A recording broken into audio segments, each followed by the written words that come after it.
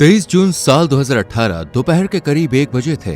तभी Delhi cantt metro station के पास में ही कुछ हाहाकार सा मचने लगा और जब लोग इसकी वजह जानना चाहते हैं तो वहाँ खून में लथपथ बुरी तरह जख्मी हुई एक औरत का शव मिलता है, जिसके पास ना तो फोन था और ना ही कोई आइडेंटिटी। ये शव आर्मी कैंटोनमेंट एरिया के बहुत पास था। पुलिस भी वारदात की जगह पर पहुंच जाती है और इस महिला के बारे में पहचान करना शुरू कर देती है, लेकिन कोई भी आइडेंटिटी, फोन वगैरह ना होने की वजह से पुलिस भी जल्दी कोई सुराग नहीं खोज पाती। लेकिन किसी तरह काफी मशक्कत के बाद आखिर पुलिस को पता चल ही जाता है कि यह महिला कौन है।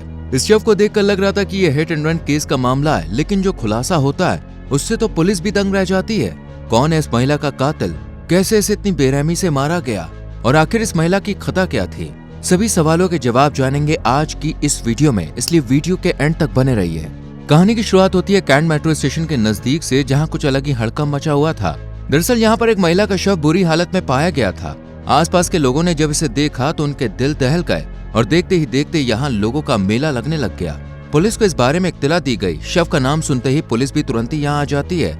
जिस तरह से इस महिला के मुंह पर चोट थी, शरीर पर घाव थे और बीच रोड पर पड़ी थी, इन सबको देखकर पुलिस का शक हिट एंड रन केस पर जाता है। इसलिए पुलिस इसकी कंफर्मेशन निकालने के लिए फोरेंसिक टीम को बुलाती है। फोरेंसिक टीम जब जांच पड़ताल करती है तो उन्हें पता चलता है कि यह एक्सीडेंट नहीं बल्कि मर्डर है और इस बात के गवाह है महिला के गले पर चाकू से मारे गए निशान। पुलिस को लगता है कि हो सकता है ये लूटपाट या सेक्सुअल असॉल्ट का केस हो, लेकिन जब इस शव की जांच होती है तो दोनों ही बातें गलत साबित हो जाती हैं, क्योंकि महिला का सारा जेवर उसी के पास था और शरीर पर किसी तरह के सेक्सुअल असॉल्ट के क्लू भी मौजूद नहीं थे। ये जानकर पुलिस का दिमाग और घूम जाता है कि आखिर इसकी मौत की वजह क्या है, लेकिन इसका पता लगाना बहुत मुश्किल था, क्योंकि ना तो इस महिला की आइडेंटिटी थी और ना ही फोन। इसलिए पुलिस इस महिला की तस्वीर दिल्ली के दूसरे पुलिस स्टेशन में भी भेज देती है ताकि इसका जल्दी पता लगा सकें। लगभग 4 बजे के टाइम पर थाना नारायण में एक आदमी अपनी बीवी की रिपोर्ट लिखवाने आता है, जो कि घर वापस नहीं आई थी और इसका फोन भी बंद था। पुलिस वाले शव का फोटो इस आदमी को दिखाते हैं, जिसे देखकर यह आदमी बिल्कुल सन्न रह जाता है, क्योंकि ये बीवी इसी की थी। यह आदमी और कोई नहीं बल्कि इंडियन आर्मी के मेजर अमित द्विवेदी थे और वो महिला इनकी बीवी शैलजा द्विवेदी थी, जो कि एक फेमस मॉडल थी और इन्होंने कई ब्यूटी कॉम्पिटिशन्स भी जीते थे। ये पंजाब की रहने वाली थी और कुछ टाइम पहले ही अमित के संग इन्होंने शादी की थी और अब इन दोनों का एक 6 साल का बेटा भी था।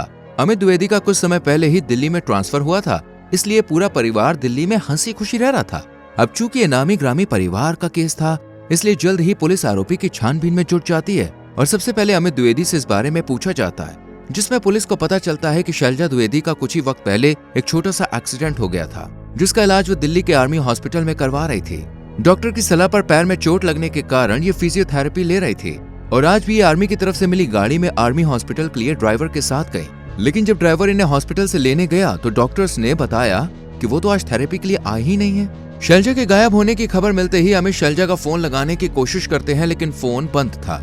इसके बाद अमित शैलजा के रिलेटिव्स, दोस्तों वगैरह से पूछताछ करते हैं, लेकिन सभी जगह से नाकामी हाथ लगने के बाद अमित नारायण थाने जाते हैं, जहां इन्हें पहले फोटो दिखाया जाता है और फिर हॉस्पिटल ले जाकर शव की पहचान करवाई जाती है। शव की पहचान हो जाने के बाद अमित से जब पूछा जाता है किसी पर शक है, तो अमित इंडियन आर्मी के एक मेजर निखिल रॉय हांडा का नाम लेते हैं और कहते हैं कि ये काफी समय से शैलजा को परेशान कर रहा था। शक की सुई निखिल पर लटकी हुई देख पुलिस भी जानकारी निकालने में जुट जाती है और पता चलता है कि इनकी पोस्टिंग मेरठ बेस कैंप में हुई है।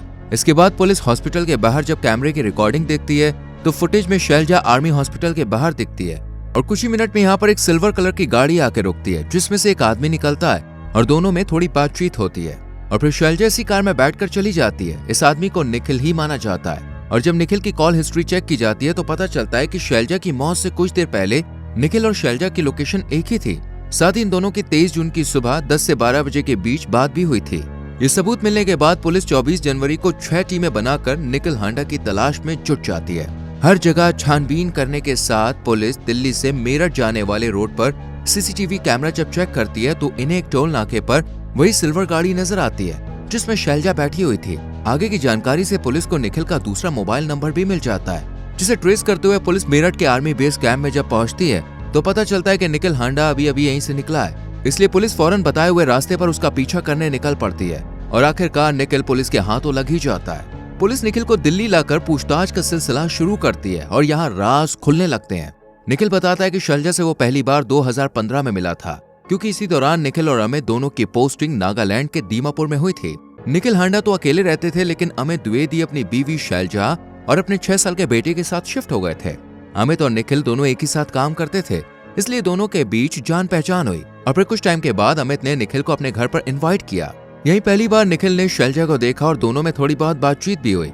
इसके बाद जैसे जैसे टाइम बीतता गया दोनों की बातें बढ़ती चली गईं और फिर दोनों ने एक दूसरे के संग वक्त बिताना भी शुरू कर दिया।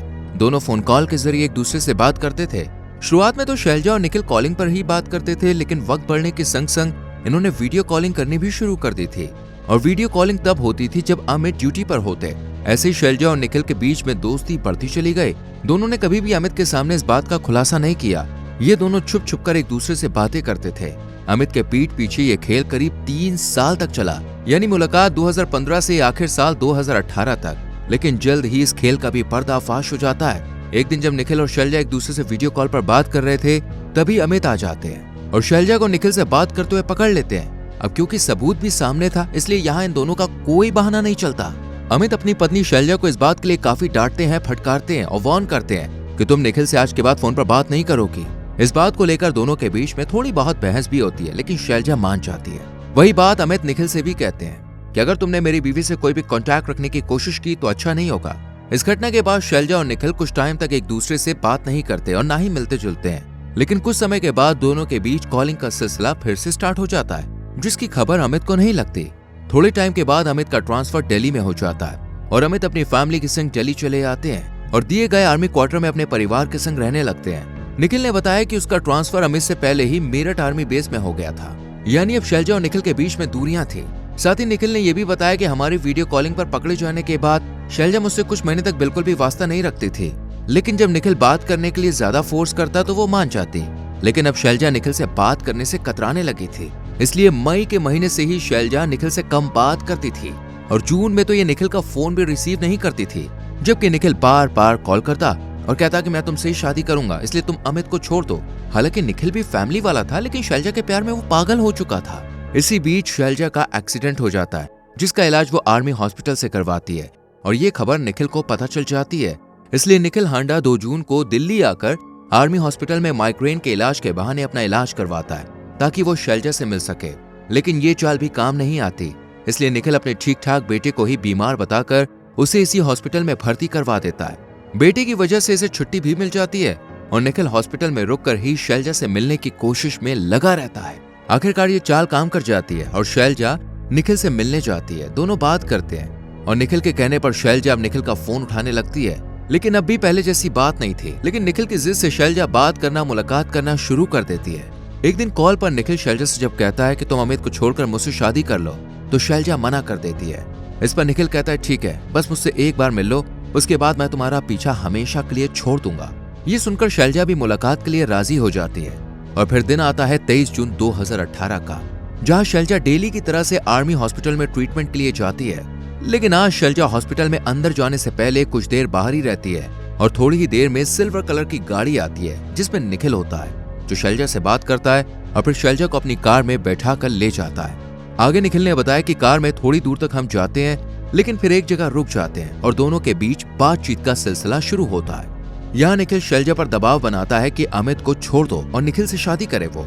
इस बात पर शैलजा निखिल को समझाने की कोशिश करती है, लेकिन निखिल तो जैसे शैलजा के प्यार में दीवाना, एकदम सनकी हो गया था, पागल बिल्कुल।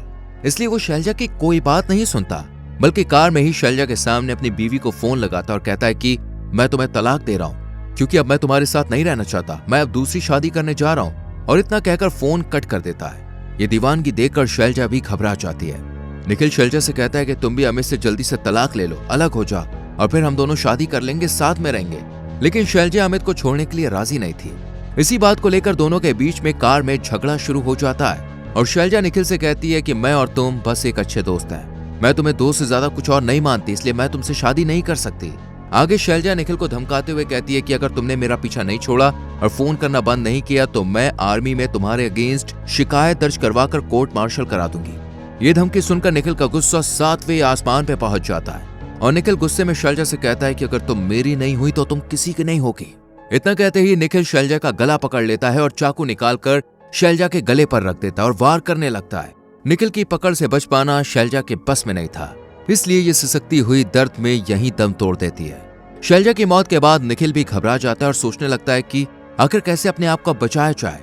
इसलिए निखिल शैलजा की बॉडी को जमीन पर फेंक देता है और अपनी कार उसके चेहरे पर चढ़ाकर ये साबित करने की कोशिश करता है कि यह मर्डर नहीं बल्कि हिट एंड रन का केस है, और फिर यहाँ से भाग जाता है।